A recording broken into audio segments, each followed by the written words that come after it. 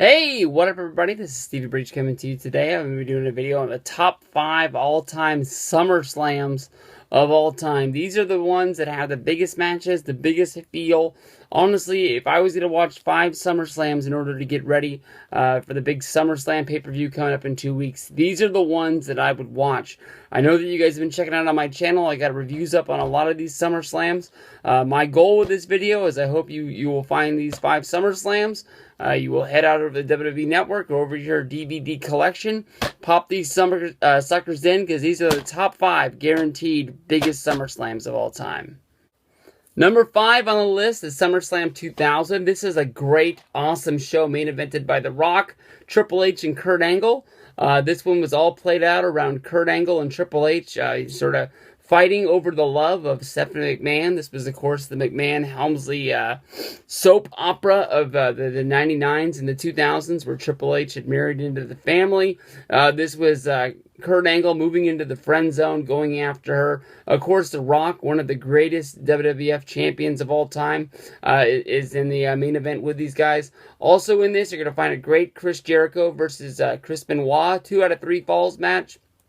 If you're able to still watch Benoit matches after the tragedy, this is going to be one that you definitely want to watch. This is a 5-star classic, a really good one, and plus you also have TLC 2 for the Tag Team Championships.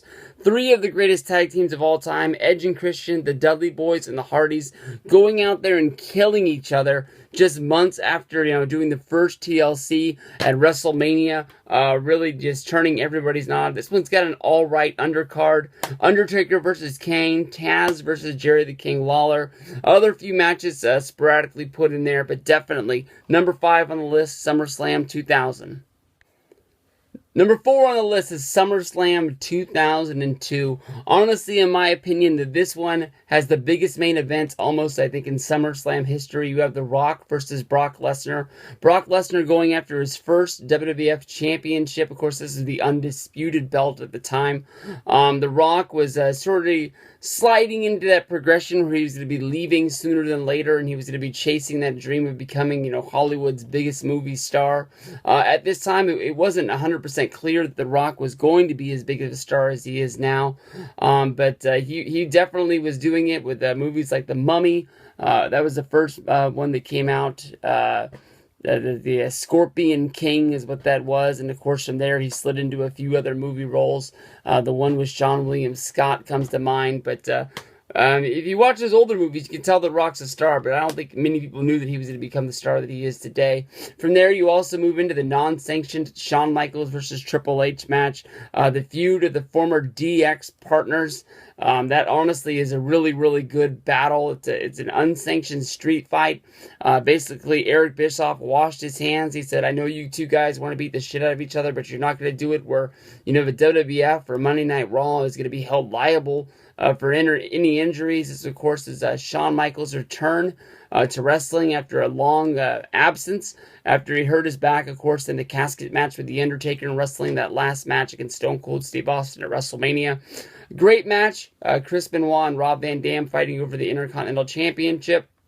You also got another really good match between Edge and Eddie Guerrero. One of my favorite Kurt Angle matches is going to be on here. Kurt Angle versus Rey Mysterio.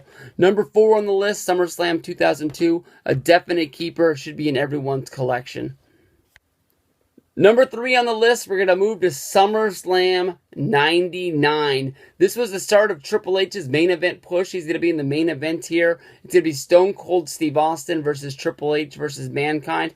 This one was so big that they had to go out and get Jesse the Body Ventura as a special guest referee. It doesn't really get any bigger than this. Of course, I think this was the start of Stone Cold Steve Austin going out due to some sort of an injury. One thing leads to another. They end up having to have Mankind win the title here. They had to have Triple H. He had to go and win the title on Monday Night Raw the next night. But this one's got a lot of big matches on here. Of course, you're going to have the Test versus Shane McMahon, Love Her or Leave Her.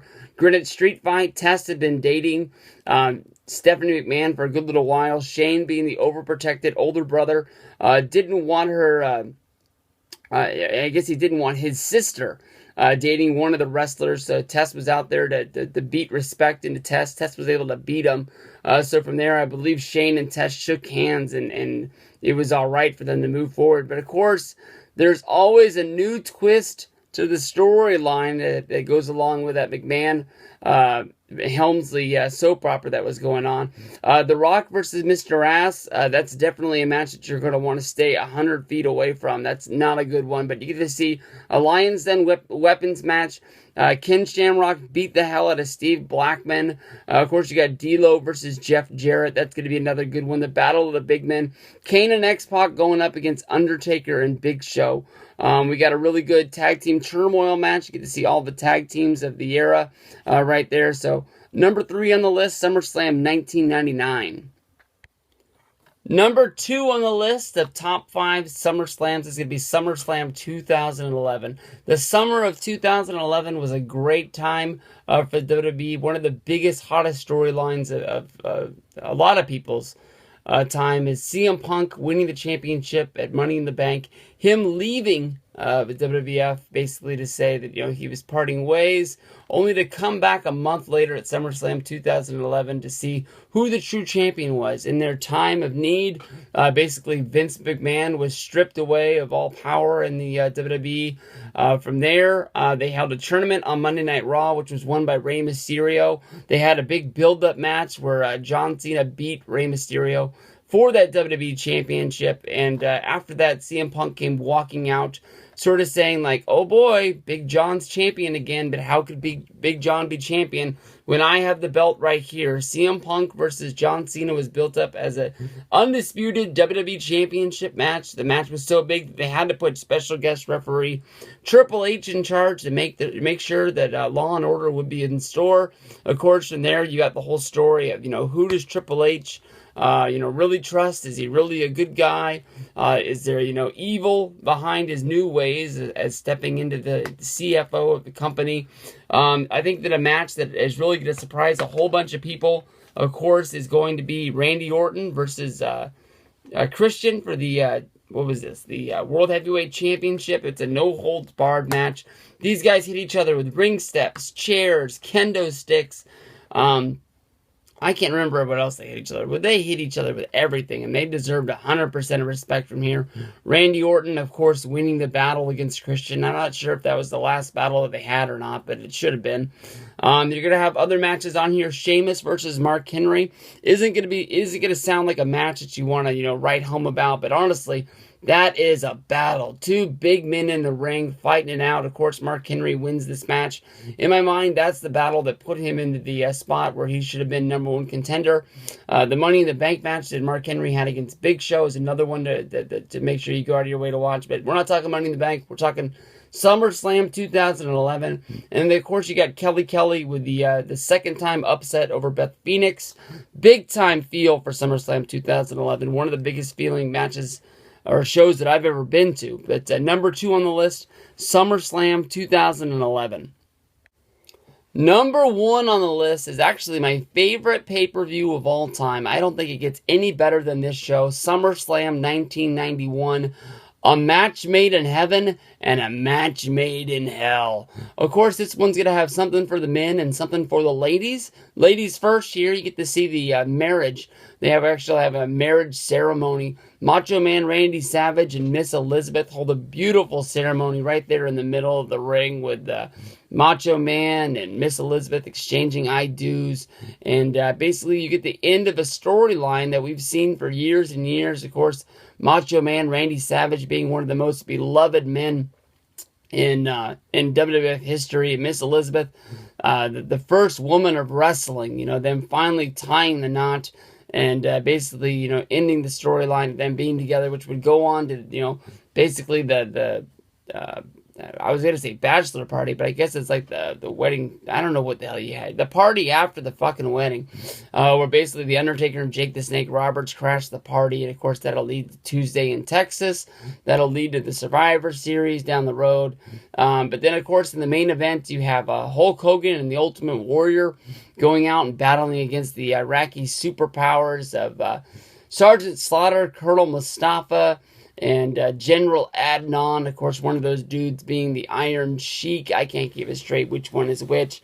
Basically, you have USA standing tall once again and taking down the bad guys. One of the greatest matches in SummerSlam history is had here. Bret Hart versus Mr. Perfect, where Bret Hart is able to capture the Intercontinental Championship for the first time.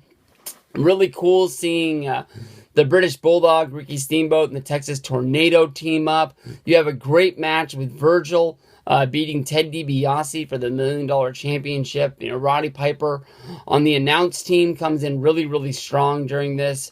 Of course, you have Legion of Doom beating the Nasty Boys in a street fight. Big Boss Man sending the Mountie to jail.